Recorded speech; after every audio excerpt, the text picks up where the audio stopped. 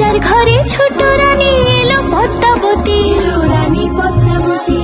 রাজার আরো 6টি রানী, ছিল না সন্তান, পদ্মাবতীর কোলালোতে মিলল সমাধান। বছর যেতে জন্ম নিল 7 ছেলে 1 মেয়ে, হয় খুশির আকাশ হঠাৎ কালো মেঘে গেল ছেয়ে। হিংসেতে যায় জ্বলে পুড়ে বাকি 6টি রানী, যুক্তি করে ঘটায় ওরা 7 কুমারের হানি। সুযোগ মতো 7 ছেলেকে মাটিতে দেয় পুঁতে, বাঁচে একা পারুল, ওরা পায় না তাকে ছুতে। ধাইমা বাজায় সেই মেয়েকে বড় করে তোলে, 7 ভাইকে পায় যে পারুল 7টি চাপা ফুলে। এত কিছুর পরেও রাজার বিপদ যে কাটে না, সূর্য নগরে সুখের সূর্য আর ওঠে না।